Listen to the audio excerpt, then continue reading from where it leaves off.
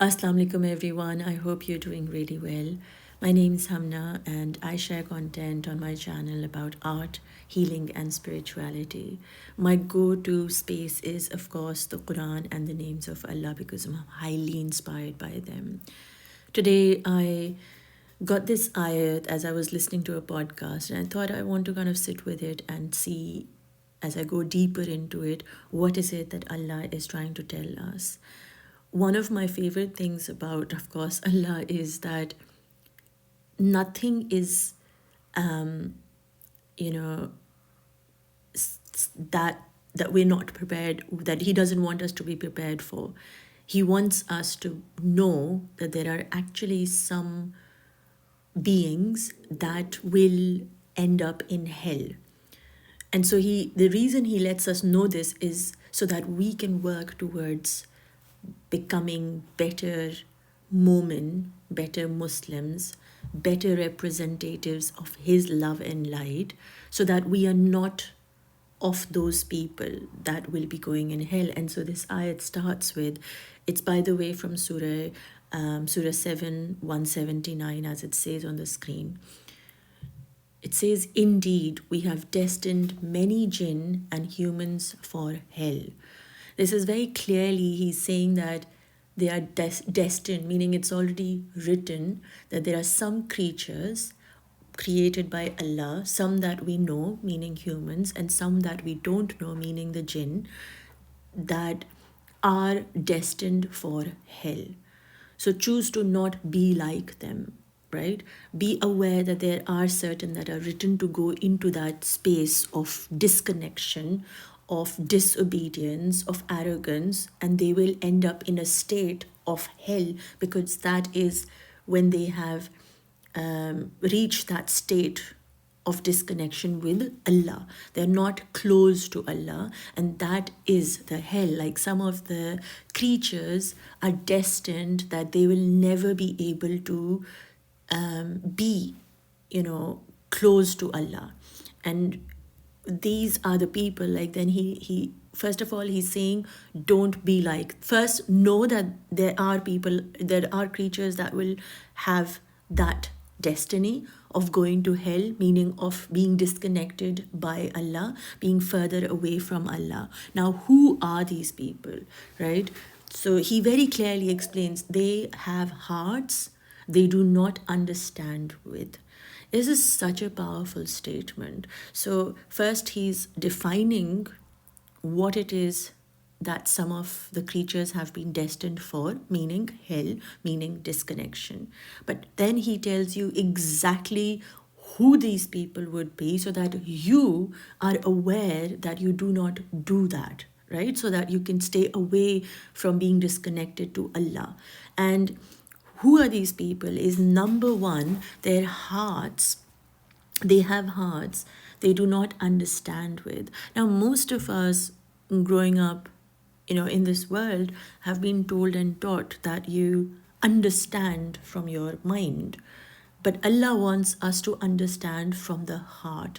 What does that mean? Right? Mind is something that is, so for example, I'll just draw a little brain, right? Brain looks like a butterfly, but never mind, accumulates everything from this world, right?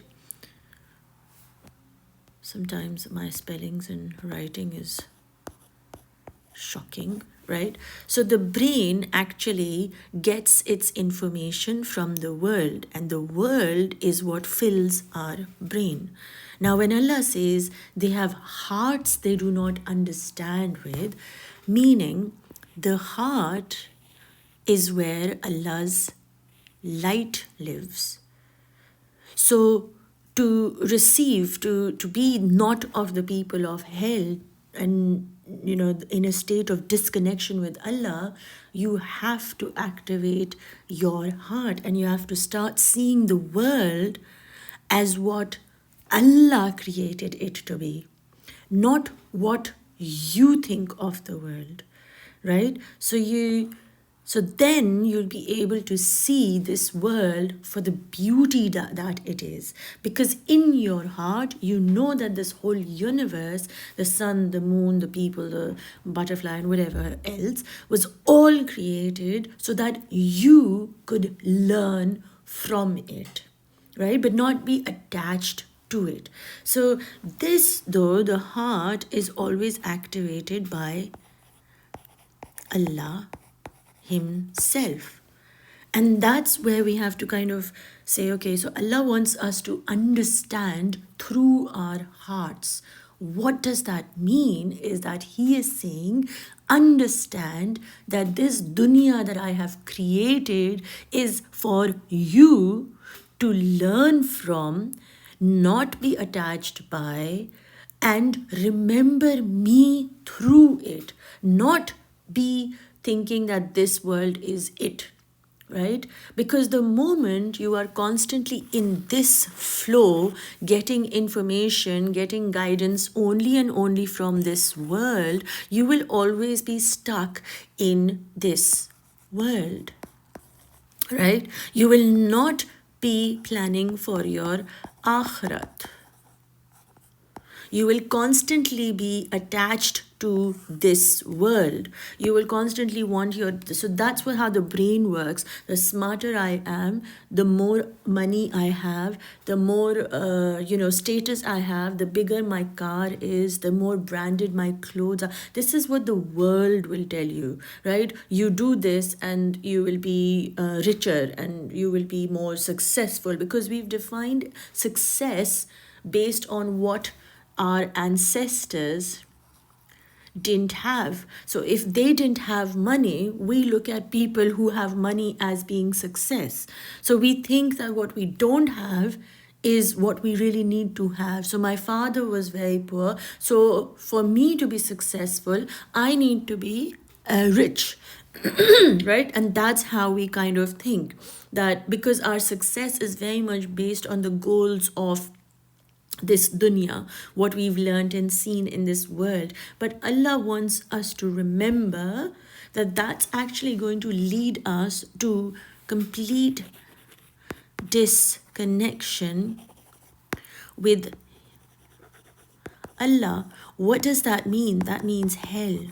We will be in hell if we followed that path of dunya. If we followed everything what the world tells you to go towards, is always and always going to bring you into a looping effect of unworthiness, of feeling like you're left behind, or some way that you're not successful enough, and you have to keep trying and keep trying and keep, if I have this, then I will be that. It's like a phrase, you will be stuck in this loop, right? Now Allah doesn't want us to be like that. He's saying, yes, there will be people who will do that, but the reason he's letting you know about it is the fact that He loves you and He wants you closer to Him. So He's saying, yes, there are people who are written, but hopefully you are not one of them, right? So He's making you aware that yes, that does exist. I hope it makes sense to your understanding through your heart, that He's actually awakening your heart. He's opening your heart chakra through this ayat by saying that look at the world as not what the world wants you to see, but look at the world through your heart. Now, to do that, you will really have to sort of be connected to your heart. You have to sit with your heart. How do you see the world through your heart? By truly recognizing who Allah is. You see, I'll explain this to you in a different way. So if your heart is this cup, now Allah wants you to see the world through this cup. If this cup has dirt on it, all you're going to see is dirt, right? But if this cup is filled with, it's clear, right? There's no stain marks, there's no scars, there are no cracks. What will happen? What are you going to see? You're going to have a clear vision, right? So when you see the world from your heart, meaning you will be connected to Allah, right? So He will show you how the world is going to be. And so you will start seeing Him, you will see, He will become your eyes, sorry. You will see Him in everything, right? You will look for Him. How do you see a situation? And then how do you, like, you say, oh, this person did this to me. How do you flip that when you're looking at from your eyes, from the lens of Allah? He has given you a certain experience, a certain difficulty, a certain person in your life that is causing you some kind of pain. What is Allah teaching me through that pain? Rather than seeing this person has done something to me, you say, hang on, Allah wants me to learn something here, and what would that be? So you see the situation as Him giving it to you, not the person, not attach it to the person, not even attach it to the pain that they give you. You say, hang on, this is something Allah has given me. So He wants me to see something. He wants me to find Him in this situation. And what is He telling me? So you start, He becomes the eyes that you see. Here you start hearing the birds. You start hearing more peaceful things. You start hearing things that are in praise of Allah. You start B-R-A-I-S-E. You kind of want to only be hearing good things, because anything that is disruptive to your peace, you're going to protect your peace, because you want to hearing is a really powerful thing. Anyway, not getting into that, but what I'm trying to say is, when your heart is pure, it's clean, and it's not attached to the dunya, then He becomes your eyes, He becomes your hearing, and He becomes the doing, meaning the actions that you take will be guided by Him, right? You will also speak about Him, because because in your heart, what is in your heart here? All you have is light that is flowing from Him, because you are always connected plus in communication with Allah, right? So you have removed all the gunk from your heart, and you've said, okay, before everything else in my life, Allah comes first. So I'm going to constantly be connected to Allah. I'm going to constantly be in communication with Allah, and He is the one who's going to guide me of what my next steps need to be. You're not going to depend on people to tell you what to do, unless you feel like, yes, they're coming from Allah, because you're in your heart, you will know. He will send you people who will sort of say things to you, guide things to you closer to Him. It is from Allah. How do you know like people are from Allah? Is by the fact that they bring you peace.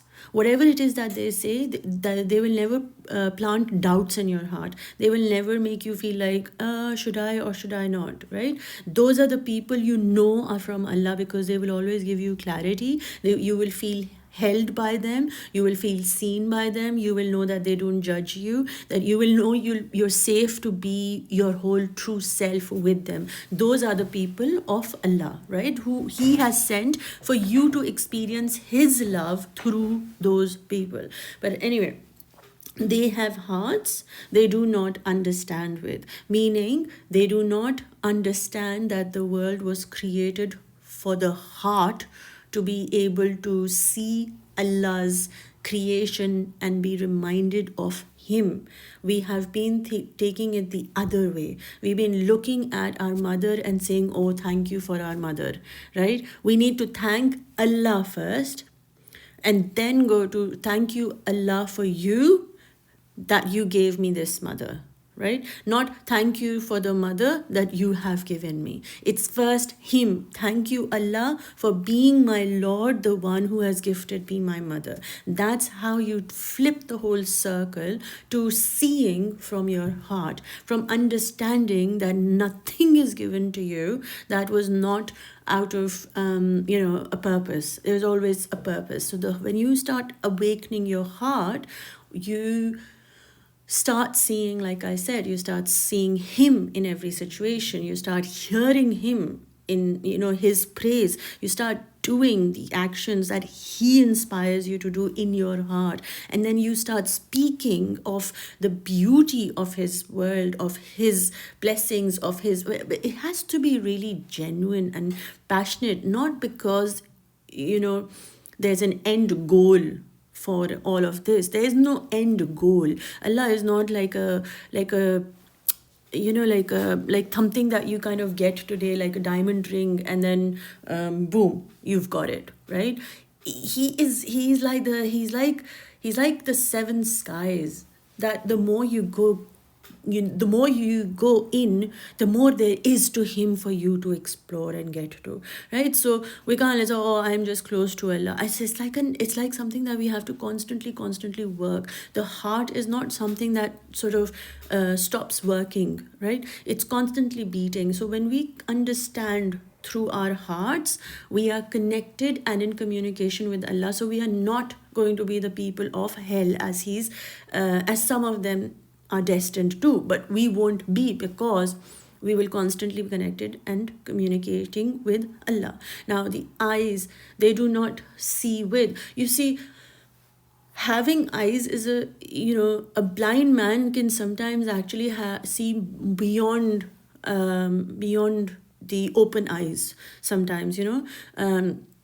That's like the third eye, like to see beyond. You have the eyes in your heart, you have the eyes to see beyond the situation, but we constantly just see the situation, get aggravated, react towards, or respond or whatever, and we're constantly like, this is blue and that's it, right? This is green, or this is good, or this is bad, or this is pretty, or this is not pretty. We're constantly judging through our eyes. But Allah wants us not to judge through our eyes, but to see through something. How does the color blue make you feel? Yes, you see blue, but what is beyond that blue? How is that blue affecting your inner being? That's true seeing, when something within you awakens through that what you are seeing. So you've kind of made a channel through your eyes. You are taking in the blue, but how is that blue affecting your heart? Is it awakening you? Is it making you uncomfortable? Is it making you come closer to Allah? Is it reminding you of the sky? Is it reminding you of the ocean? Is it reminding you of a certain flower or a plant or something? Is it bringing you home, or is it taking you further away from yourself? So you ask yourself these things. Am I just seeing through my eyes, or I'm actually seeing that what I feel within me? So that's a layer going deeper. Allah wants us to go deeper in our own being, rather than constantly be worried about our neighbor and what they're wearing and what car they've bought, right? And then there's ears, they do not hear with. Look, it's so powerful. First, he's showing you in the seen world that there's a way of seeing things and connecting them to your feelings, which is inside you, right? And then he's saying ears. When you really think about ears, they do not hear. What is it that you're meant to be hearing? What is it that you're meant to be hearing is silence. Ears, just because you can hear doesn't mean they always have to be hearing something. Even in the silence, there is sound. And that's what he wants us to hear. That in that silence is when he speaks to you, when he awakens your heart in stillness, in meditation, in zikr. It is in those moments you are actually hearing him, right? And so we think that ears should be hearing something like a sound, but there is a sound in silence. And through that silent sound is what awakens and what keeps us connected to Allah. It's not the sound and the noise that you literally hear, right? Because when you're activated through your heart, most times you don't necessarily enjoy being in places which are loud and which people are backbiting, or they're very superficial. People who have awakened hearts actually prefer being on their own, and that's not a bad thing. It's because they're protecting their ears from hearing things that are not in praise of Allah. They are not bringing them closer to Allah, so then why should they hear it? For their ears are very pure, they're very clean, so they only hear that what, because he's become your hearing, right? Because if your heart is activated, he becomes, because all you become in your heart is his light. And so it just repels, like people who are gossiping and just very superficial. You don't want to be with them, because they do not remind you of Allah or the heaven or the calmness or Ya Salam. They remind you of dunya and the kitschiness of it, right? And so it's so important to not hear. Your ears are not just there to hear the sound of that what is spoken, but also that of the unspoken, right? Hearing is not, ears are not something that hear the music, but they also hear the depth of the words that are being expressing something beyond the music, beyond the words. How are they making you feel when you hear a song, right? That kind of feeling. So not just hear like dung dung dung things and sing them, but the words that you are singing, what effect do they have on you in your internal world? When you constantly, now think about it, when your heart sees Allah in everything, hears Allah in everything, your actions are inspired by His guidance and His book and His prophet and His names, and you're speaking good stuff, you're not abusing or you're not mean or blah blah. You're what you're creating through your mouth is something that He will be pleased with, and you're consciously doing it to please Him. Then think about it, you're going to be constantly in communication and connection with your Allah. So could you be in hell? No, because you are with Allah, right? So you are not destined to be in hell, because you are in constant communication and connection with your Allah. Why and how can you always keep coming back to it? By the three things that He has given you. And what are those three things? By making sure that what you see. So first of all, it's the heart. Sorry, let's go in the order of how he's given us. Number one is the heart. Value it, protect it, and constantly choose to clean it, right? What this will do is that, and how do you do this? You value it by recognizing. How do you value it? By recognizing it's my Allah's home, right? How do you protect it? By keeping away from those who plant doubts in your heart. Okay, clean it.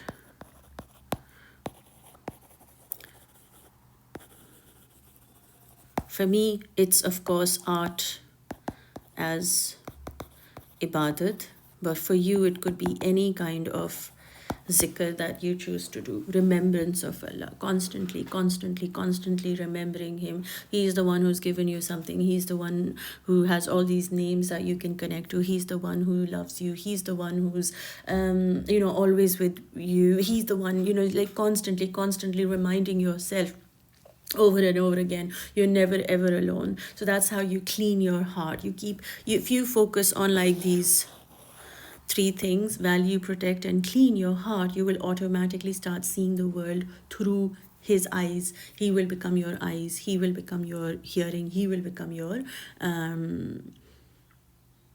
hearing, seeing, and speaking. Yeah. So that's the other thing. That once we understand the heart, then we go into the eyes. Let me just take a quick picture so I can just save this for my own self.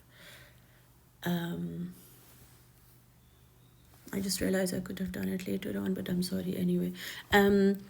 Eyes they do not see with. So how can you make your eyes see?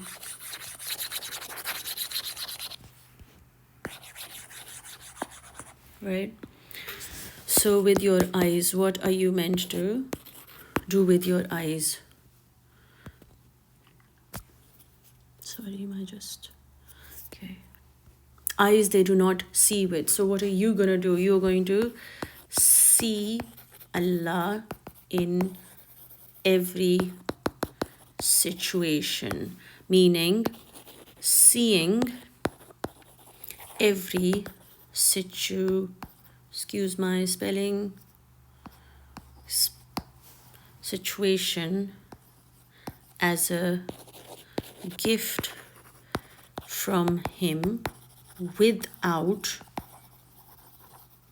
judgment, right? So you're not going to see it as a good or a bad experience. You're going to see it as a gift from him, that whatever it is that he has given you, a person, an experience, a job that is triggering you or making you, needing you to kind of go within and heal yourself, it is the way Allah wants you to start seeing that he has sent this experience to you, and how are you going to learn from it? How are you going to evolve through it? How are you going to get closer to him? In every situation, if you are going to see that this is from Allah, you're going to be grateful, right? So through your eyes, you start seeing a situation that is Allah's gift to you, so that you are able to get closer to him. And when you see through your heart, then automatically you'll feel protected. You'll be like, okay, this is a gift from Allah. I'm not going to sit there judging what my past and my future will be. I'm just going to see this as a situation which he's given me so that I can come closer to him. And when you do that, then automatically he wants ease for you. So he will make it easy for you to get through that situation rather than being stuck in it. When you have no judgments towards what Allah gives you as an experience, then automatically he's the one who's teaching you that the situation is not that important. What's important is how do you choose to evolve through that situation, and how do you choose to come closer to me through that situation. Like, are you going to be grateful, or are you going to crib and complain and become bitter about something, right? So it's in your hands. When you see that every situation is from him, and you know that whatever comes from him is going to be a gift for you, then automatically you will treat it like a gift without judgment, right? Oh my God, Allah gave me this. You'll just take it as it comes, and you will sit with it. You'll not run away from it. So your eyes will start seeing him in every situation. And then you have to go to, then he's saying, ears do not hear with. What are you again, like I said, don't hear just. What does he want us to do with our ears?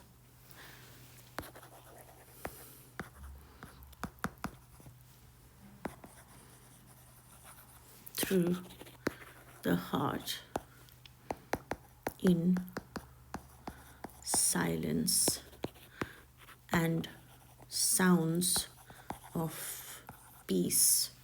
So hear things that remind you of him, and you and your conversation with him, things that bring you closer to him. And by the way, hearing is very much to do with the unseen. So when we say those supernatural powers that people have, that they can hear things like some telepathy and things like that. So start hearing the things in silence, and you'll be able to hear him. You'll be able to hear him, right? So don't just take your heart and take your eyes and take your ears for granted, because these are the three things mentioned in the Quran. So it really, really matters how conscious you are of these three things. So you see them as the three most valuable tools that he has given you to be connected to him. So through your heart, eyes, and your ears, these are like the three passports or like tickets towards heaven. When you purify these three, when you are conscious of these three, when you're constantly protecting these three, you are always and always going to be in connection and communication plus presence. You will always be in the presence of Allah, connected to Him and in communication with Him. Of course, you are not going to go to hell, right? Of course, because your heart will be your guide. You will receive. Now, this is really cool what I'm getting. So this is your heart.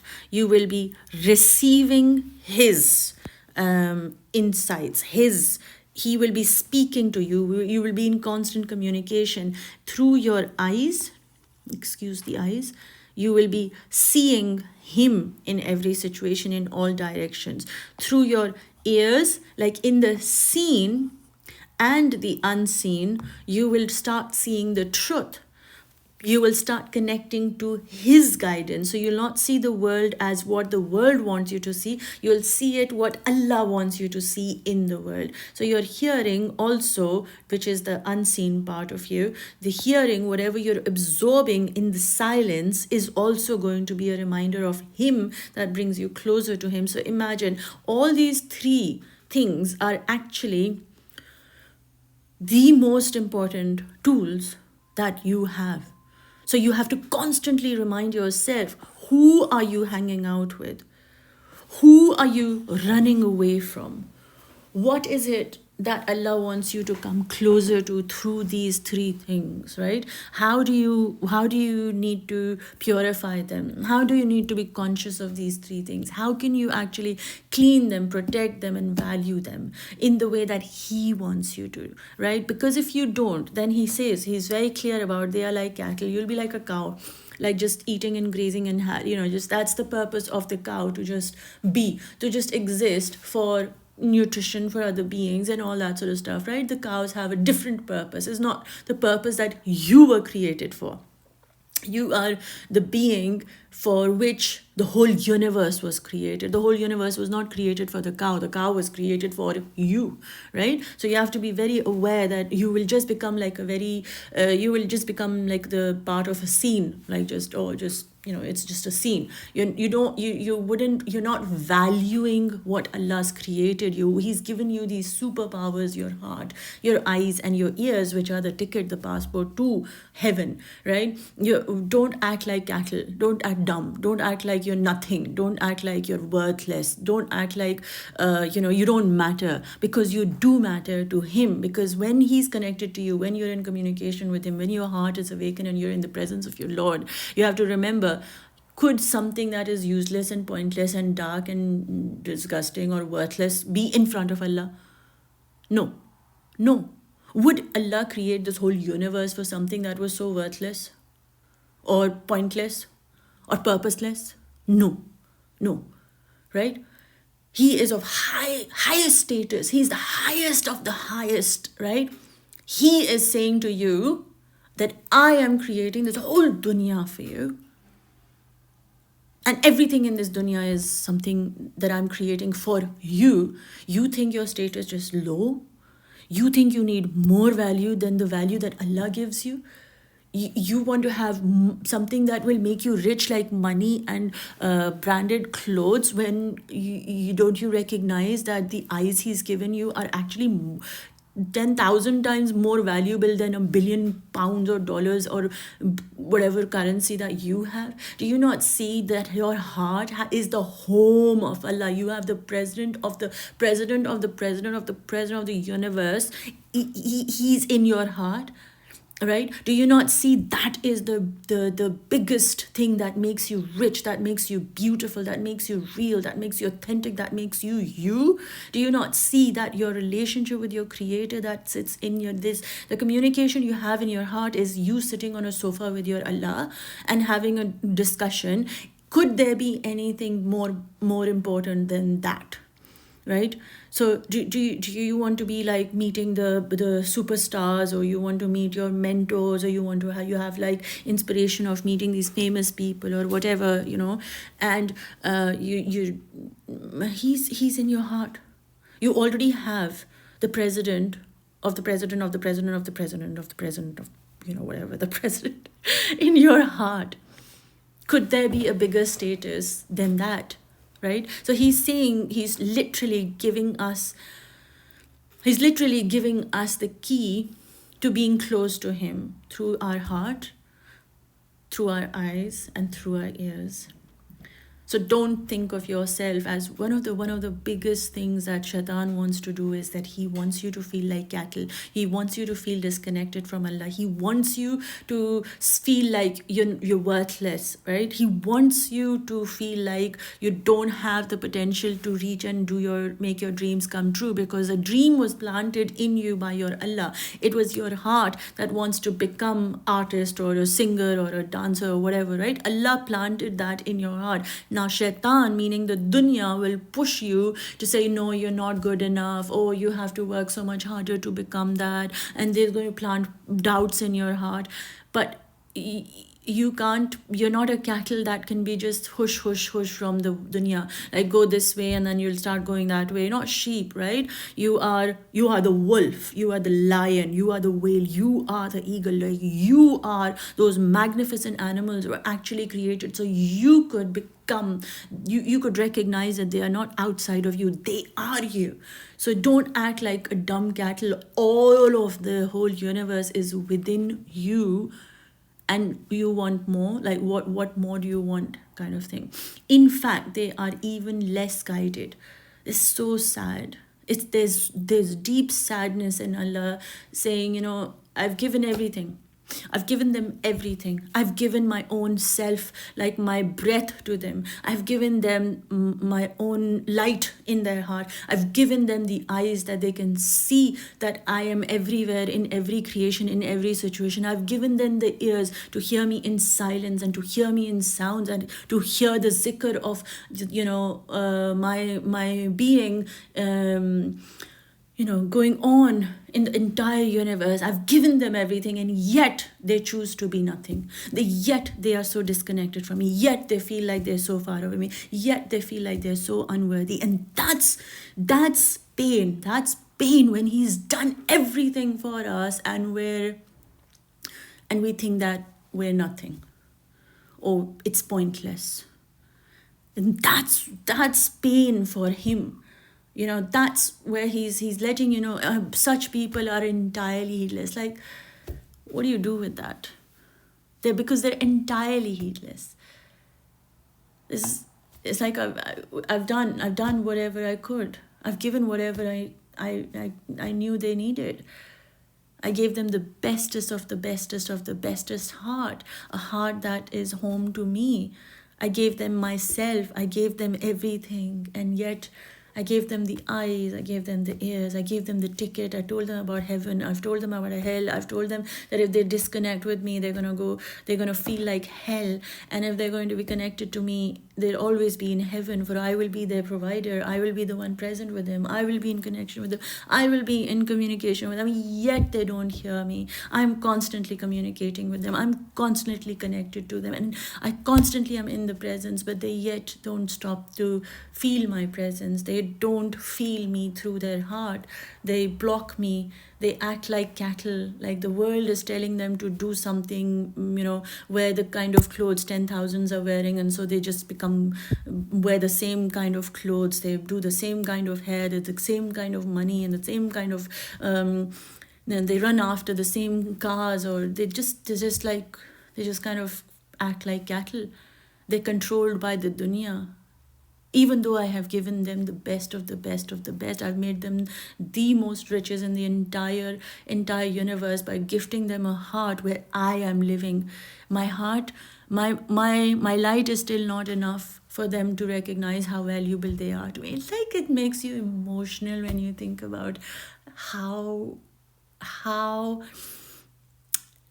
we, we're not worthless. We are his love, and his love is the richest, is the only thing that truly matters. To be loved by him, to be His creation is the biggest honor that we could have. It's not that you have a good car or a good, wardrobe, or your children love you or they don't, or you have a spouse, you're married or you're divorced, or nothing of this. Nothing is more important than belonging to Him, to being His creature, His creation, His love, to be a home to His soul, to His light, to be chosen, the clay in our being, to be holding. Like, our clay is nothing till it holds His essence, His light in us. And we don't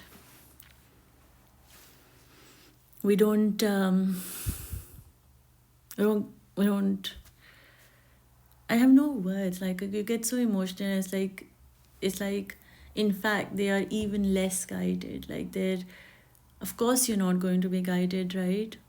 When you're disconnected with Allah, when you feel Him far away, when you feel like He's not close to you, when you feel like you're in hell, of course you're not going to feel guided, right? Of course you're not going to feel healed. Of course you're not going to feel His presence. Of course you're not going to feel Him being Ya Wadud, Ya Ghaffar, Ya Tawwab, Ya Muhaymin, Ya Momin, Ya Ali. You're not going to feel all these powers that He's planted in you to be activated, because you'll constantly be thinking like you're cattle. And of course, in that disconnection, how are you going to be in heaven? How are you going to get home